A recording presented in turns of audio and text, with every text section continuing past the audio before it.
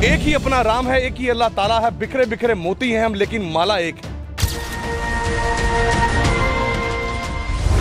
और साडे देश के डॉक्टर ਜਿਹੜੇ कि ना हिंदू देखते ना मुसलमान देखते सिख अज दिलों जान का सेवा करते हैं कि असीं अब्दुल कलाम जी का देना भुल सकते हैं। ਤੇ ਸਾਡੇ ਗੋਦੀ ਮੀਡੀਆ ਨੇ ਉਹਨੂੰ ਮੁਸਲਮਾਨ ਕਰਤਾ ਪਹਿਲਾਂ ਹੀ ਕਿ ਤੂੰ ਨਿਜ਼ਾਮੁਦੀਨ ਪਹੁੰਚ ਕੇ ਮੁਸਲਮਾਨ ਹੋ ਗਿਆ। ਇਹ ਮਦਭਾਗੀ ਗੱਲ। ਕੋਈ ਵੀ ਬਿਮਾਰੀ ਕੋਈ ਵੀ ਵਿਪਤਾ ਜਿਹੜੀ ਹੁੰਦੀ ਹੈ ਉਹ ਕਿਸੇ ਧਰਮ ਦੀ ਨਹੀਂ ਹੁੰਦੀ, ਇਹ ਇਨਸਾਨੀਅਤ ਦੀ ਹੁੰਦੀ ਹੈ। ਤੁਹਾਨੂੰ ਕੀ ਲੱਗਦਾ ਹੈ ਇੱਕ ਕਿਸੇ ਕਮਿਊਨਿਟੀ ਨੂੰ ਪਾਰਟਿਕੂਲਰਲੀ ਟਾਰਗੇਟ ਕਰਨਾ ਕਿ ਤਬਲੀਗੀ ਜਮਾਤ ਤੋਂ ਸਾਰੇ ਪੂਰੇ ਦੇਸ਼ ਵਿੱਚ ਕਰੋਨਾ ਵਾਇਰਸ ਫੈਲਿਆ, ਤੁਹਾਨੂੰ ਕੀ ਲੱਗਦਾ ਇਹ ਗਲਤ ਨਹੀਂ ਹੈਗਾ? ਸਾਡਾ ਮਿਨਿਸਟਰ ਜਿਹੜਾ ਉਹ ਬਿਆਨ ਦਿੰਦਾ ਕਿ ਭਾਰਤ ਤਾਂ ਮੁਸਲਮਾਨਾਂ ਦੇ ਲਈ ਜੰਨਤ ਹੈ, ਤੁਹਾਨੂੰ ਕਾਹਤੇ ਇਦਾਂ ਦੇ ਬਿਆਨ ਦੇਣੇ ਪੈ ਰਹੇ, ਕਿਉਂ ਸਫਾਈ ਦੇਣੀ ਪੈ ਰਹੀ ਹੈ? ਆਖਰ ਤੁਸੀਂ ਐਸਾ ਕੀ ਕਰਦੇ ਹੋ ਕਿ ਤੁਹਾਨੂੰ ਬਾਅਦ ਚੋਂ ਕਹਿਣਾ ਪੈਂਦਾ ਕਿ ਅਸੀਂ ਤਾਂ ਇੱਥੇ ਤਾਂ ਜੰਨਤ ਬਣਾਈ ਹੋਈ ਹੈ। ਆਪਣੀ ਇੱਜ਼ਤ, ਆਪਣੇ ਦੇਸ਼ ਦੀ ਇੱਜ਼ਤ ਸਾਡੇ ਸਭ ਦੇ ਹੱਥ ਦੇ ਵਿੱਚ ਹੈ। ਕੋਈ ਐਸਾ ਕੰਮ ਨਾ ਕਰੀਏ ਕਿ ਪੂਰੀ ਦੁਨੀਆ ਦੇ ਸਾਹਮਣੇ ਜਿਹੜਾ ਸਭ ਤੋਂ ਵੱਡਾ ਲੋਕਤੰਤਰ ਹੈ ਉਹਦੀ ਬਦਨਾਮੀ। ਮੁੱਖ ਮੰਤਰੀ ਉੱਥੇ ਦਾ ਕਹਿ ਰਿਹਾ कि ये धार्मिक घटना नहीं है, ये कोई मिसअंडरस्टैंडिंग है पिंड वालियां नूं होई कि कोई बाहरों बंदे आके लंघ रहे ने। वो अपनी क्लैरिफिकेशन दे रहा। अगर कोई ऐसा मुख मंत्री ਜਿਹੜਾ कि केंद्र की सरकार दे नाल अपना मेल जोल नहीं रखता वो बोलेगा तो सच नहीं है। और अगर कोई इन्हां दा मुख मंत्री ਜਿਹੜਾ केंद्र की सरकार के अधीन होवे, सही तरह चलता होवे, वो जो कुछ बोलेगा तो वो सच होएगा। तो ये चूरी जिहड़ी है केंद्र सरकार नूं बदलनी होएगी। भारत दुनिया का सब तो वड्डा लोकतंत्र है, इस लोकतंत्र नूं बदनाम ना होण दिओ, इहदी छवि नूं खराब ना करो। हरेक बंदे ते इहदी छवि नूं दुरुस्त करना जिहड़ा वो लाजमी है। तो हुण कुछ भी हो सकता है, भावें तुसीं किसी मुसलमान नूं नोटां दे थुक लांदा विखा दो, भावें किसी नूं जल्लाद बनदा दिखा दो, जो मर्जी दिखा सकते हो। ये टैक्नोलॉजी का युग है। फेक आईडिया के थ्रू IT सैल जिहड़े फिरका प्रस्तां दे हैगे ने पूरे जोर शोर नाल लगे ने। फिर क्यों इन्नियां ज़्यादा फेक आईडियां डिलीट होईयां पिछले 5 दिनों के विच? इसलिए ये जिहड़ियां वीडियोज़ बनाईयां गईयां जी थुक ला रहे ने, इदां कर रहे ने, उदां कर रहे ने, ये सारियां बेबुनियाद ने, एक विशेष धर्म नूं बदनाम करन दे। कोरोना वायरस ने पूरे संसार दे विच कहर मचाया होया। लगातार कई जाना कोरोना वायरस के कारण जा चुकियां ने। पर हिंदुस्तान साडा एक ऐसा मुल्क है जिथे वख-वख धर्मां दे लोग रहिंदे ने। पर ये पहली बारी हो रहा जिथे एक बीमारी नूं भी हिंदू मुसलमान का टैग दे दिता गया। तो कई लोग ने जो काफ़ी ताकतां ने जो इनू फिरका प्रस्ती विच बदलण की कोशिश कर रही ने। पर जो साडा देश है इत्थे वख-वख धर्मां दे लोग रहिंदे ने, अनेकता दे विच ही एकता मन्नी जाती है। तो असीं इस वेले लुधियाना की जामा मस्जिद के बाहर खड़े हाँ। तो एक युवा NGO है पिछले 10 सालों तो जो काम कर रहा, कभी सैनिटाइजेशन होवे, ट्रैफिक अवेयरनैस होवे, जो मर्जी होवे, वो लगातार सेवा विच जुटिया रहिंदा। तो युवा NGO तो कुमार गौरव जो असीं तुहानूं ये भी दस दईए कि हिंदू धर्म तो बिलोंग करते हैं, अज जामा मस्जिद दे विच सैनिटाइजेशन करन आए, उन्हां नाल गलबात करदे हां। सर, कोरोना वायरस है, कोई धर्म नहीं देखती बीमारी, किसी को भी होने लग्या। पर हिंदुस्तान साडा ऐसा पहला मुल्क बन गया जिथे बीमारी भी कम्यूनलाइज कर दिता गया। तो तुसीं एक हिंदू धर्म नूं बिलोंग करते हो तो तुसीं जामा मस्जिद आए हो सैनिटाइज करन। देखो सरम जी, गल ये है, मैं नहीं समझदा कि जिहड़ा सच्चा हिंदुस्तानी है वो इन्हां चीज़ां नूं ध्यान दिंदा होएगा। जिहड़े लोग इन्हां चीज़ां वल ध्यान दिंदे ना, मैं समझदा ही नहीं कि वो हिंदुस्तानी होणगे। सो मैं तो इक्को गल जानदा कि मेरा इत्थे उद्देश्य इक्को एक है, वो है एक ऐसा सुनेहा देना, मैसेज देना। वो मैसेज ये है कि एक ही अपना राम है, एक ही अल्लाह ताला है। एक ही अपना राम है, एक ही अल्लाह ताला है, बिखरे बिखरे मोती हैं हम लेकिन माला एक है। चाहे धर्म अलग अलग होण, लेकिन साडी सारिਆਂ ਦੀ ਜਿਹੜੀ माला है, यानी कि साडा देश, साडा हिंदुस्तान है, साडा सारिਆਂ ਦਾ हिंदुस्तान, साडा साझा हिंदुस्तान। तो इस कोरोना वायरस नाल हिंदू, मुसलमान, सिख, ईसाई असीं सारे मिल के ही लड़ रहे हैं और बहुत जल्द जितांगे भी।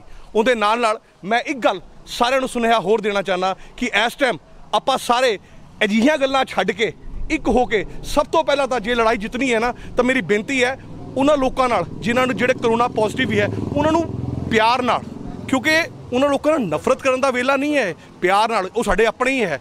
ਉਹ ਦੂਸਰਾ ਮੈਂ ਉਹਨਾਂ ਨੂੰ ਬੇਨਤੀ ਕਰੂੰਗਾ ਕਿ ਪਲੀਜ਼ ਮੈਂ ਰਿਕੁਐਸਟ ਕਰੂੰਗਾ ਕਿ ਉਹ ਖੁਦ ਅੱਗੇ ਆਣ और साडे देश के डॉक्टर ਜਿਹੜੇ कि ना हिंदू देखते ना मुसलमान देखते सिख अज दिलों जान का सेवा करते हैं कि असीं अब्दुल कलाम जी का देना भुल सकते हैं?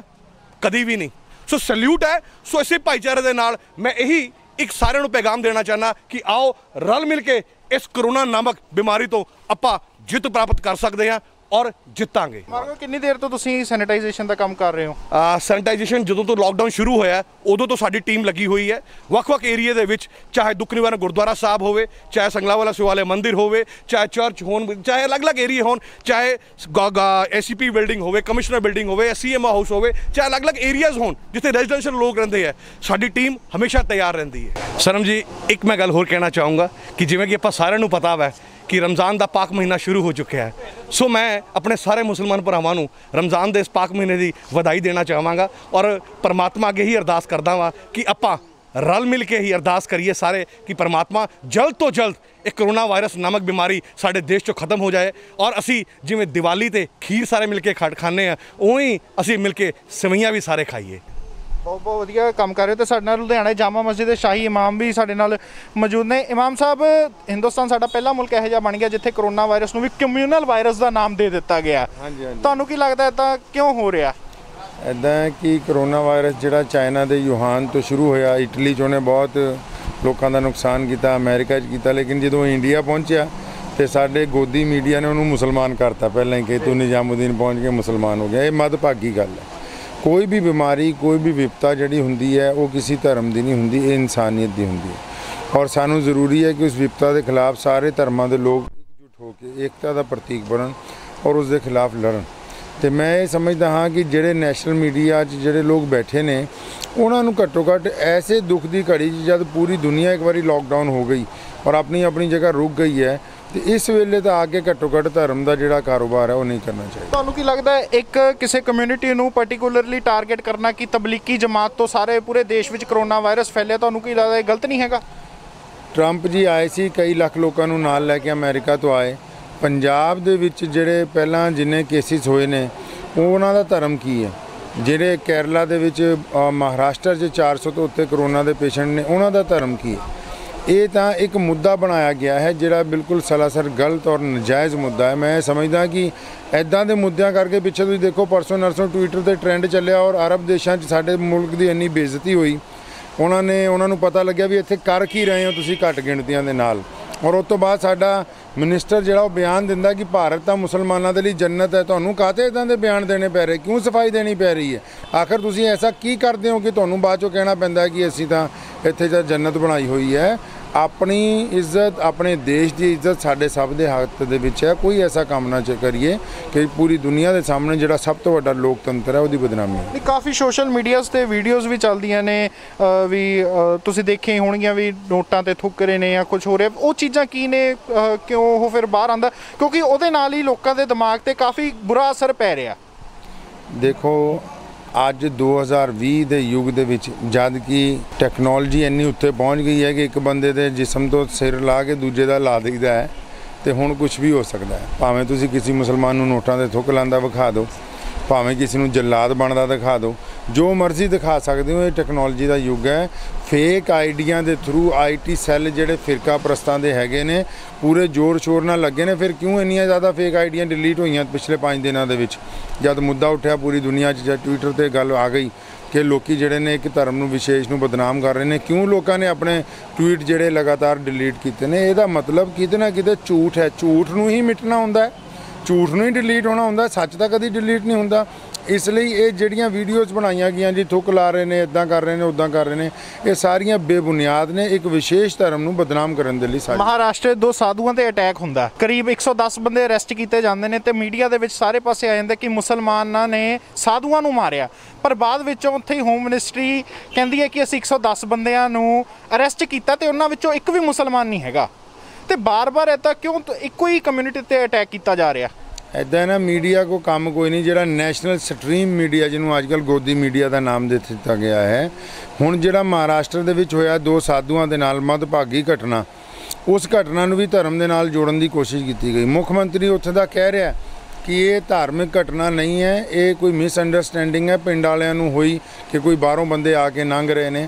ਉਹ ਆਪਣੀ ਕਲੈਰੀਫਿਕੇਸ਼ਨ ਦੇ ਰਿਹਾ। ਅਗਰ ਕੋਈ ਐਸਾ ਮੁੱਖ ਮੰਤਰੀ ਜਿਹੜਾ ਕਿ ਕੇਂਦਰ ਦੀ ਸਰਕਾਰ ਦੇ ਨਾਲ ਆਪਣਾ ਮੇਲਜੋਲ ਨਹੀਂ ਰੱਖਦਾ ਉਹ ਬੋਲੇਗਾ ਤਾਂ ਇਹ ਸੱਚ ਨਹੀਂ ਹੈ। ਔਰ ਅਗਰ ਕੋਈ ਇਹਨਾਂ ਦਾ ਮੁੱਖ ਮੰਤਰੀ ਜਿਹੜਾ ਕੇਂਦਰ ਦੀ ਸਰਕਾਰ ਦੇ ਅਧੀਨ ਹੋਵੇ, ਸਹੀ ਤਰ੍ਹਾਂ ਚੱਲਦਾ ਹੋਵੇ, ਉਹ ਜੋ ਕੁਝ ਬੋਲੇਗਾ ਤੇ ਉਹ ਸੱਚ ਹੋਏਗਾ। ਤੇ ਇਹ ਥਿਊਰੀ ਜਿਹੜੀ ਹੈ ਕੇਂਦਰ ਸਰਕਾਰ ਨੂੰ ਬਦਲਣੀ ਹੋਏਗੀ। ਭਾਰਤ ਦੁਨੀਆ ਦਾ ਸਭ ਤੋਂ ਵੱਡਾ ਲੋਕਤੰਤਰ ਹੈ, ਇਸ ਲੋਕਤੰਤਰ ਨੂੰ ਬਦਨਾਮ ਨਾ ਹੋਣ ਦਿਓ, ਇਹਦੀ ਛਵੀ ਨੂੰ ਖਰਾਬ ਨਾ ਕਰੋ। ਹਰੇਕ ਬੰਦੇ ਤੇ ਇਹਦੀ ਛਵੀ ਨੂੰ ਦਰੁਸਤ ਕਰਨਾ ਜਿਹੜਾ ਉਹ ਲਾਜ਼ਮੀ ਹੈ ਜੀ। ਅੱਜ ਕੁਮਾਰ ਗੌਰਵ ਇੱਥੇ ਜਾਮਾ ਮਸਜਿਦ ਨੂੰ ਸੈਨੀਟਾਈਜ਼ ਕਰਨ ਆਏ ਨੇ। ਆਪਾਂ ਜੇ ਧਰਮਾਂ ਤੋਂ ਉੱਠ ਕੇ ਗੱਲ ਕਰੀਏ ਤਾਂ ਇੱਕ ਹਿੰਦੂ ਮੁਸਲਮਾਨ ਮਸਜਿਦ ਦੇ ਵਿੱਚ ਆ ਕੇ ਸੈਨੀਟਾਈਜ਼ ਕਰ ਰਿਹਾ, ਤੁਹਾਨੂੰ ਕਿਵੇਂ ਦਾ ਲੱਗ ਰਿਹਾ? ਦੇਖੋ, ਕੁਮਾਰ ਗੌਰਵ ਜੀ ਪਿਛਲੇ ਕਈ ਦਿਨਾਂ ਤੋਂ ਲਗਾਤਾਰ ਲੁਧਿਆਣਾ ਵਿੱਚ ਸੈਨੀਟਾਈਜ਼ ਦਾ ਸੇਵਾ ਕਰਦੇ ਆ ਰਹੇ ਨੇ। ਇਹ ਇਹਨਾਂ ਦਾ ਵੱਡਾ ਦਿਲ ਹੈ। ਇੱਦਾਂ ਦੇ ਲੋਕਾਂ ਦੀ ਵਜ੍ਹਾ ਨਾਲ ਤਾਂ ਅਸੀਂ ਭਾਰਤ ਵਾਸੀ ਘੁਆਉਂਦੇ ਹਾਂ ਆਪਸ ਦੇ ਵਿੱਚ। ਹਰੇਕ ਧਰਮ ਦੇ ਵਿੱਚ ਕੋਈ ਵੀ ਬੰਦਾ ਖਰਾਬ ਨਹੀਂ ਹੈ। ਗਿਣਤੀ ਦੇ 1-2 ਲੋਕ ਹੁੰਦੇ ਜਿਹੜੇ ਧਰਮ ਦੇ ਨਾਂ 'ਤੇ ਲੀਡਰੀ ਕਰਨਾ ਚਾਹੁੰਦੇ, ਜਿਨ੍ਹਾਂ ਨੂੰ ਪੁੱਛਦਾ ਕੋਈ ਨਹੀਂ। ਫਿਰ ਉਹਨਾਂ ਨੂੰ ਇਹ ਹੁੰਦਾ ਕਿ ਵੀ ਅਸੀਂ ਧਾਰਮਿਕ ਆਧਾਰ 'ਤੇ ਲੋਕਾਂ ਨੂੰ ਭੜਕਾਵਾਂਗੇ ਤੇ ਸਾਨੂੰ ਪੁੱਛੇਗਾ। ਐਸੇ ਲੋਕ ਨਹੀਂ, ਇਹ ਭਾਰਤ ਹੈ। ਇਹ ਹੁਣ ਤੁਸੀਂ ਹੋਵਾਂ, ਮੈਂ ਹੋਵਾਂ, ਅਸੀਂ ਸਾਰੇ ਭਾਰਤ ਦਾ ਗੁਲਦਸਤਾ ਹਾਂ। ਅਲੱਗ-ਅਲੱਗ ਰੰਗ ਦੇ ਫੁੱਲ ਜਿਹੜੇ ਨੇ ਉਹ ਖਿਲਦੇ ਨੇ, ਤਾਂ ਹੀ ਪੂਰੀ ਦੁਨੀਆ 'ਚ ਸਾਡਾ ਲੋਕਤੰਤਰ ਪਛਾਣਿਆ ਜਾਂਦਾ ਹੈ। ਬਹੁਤ ਬਹੁਤ ਧੰਨਵਾਦ ਜੀ। ਤਾਂ ਇਹ ਸਨ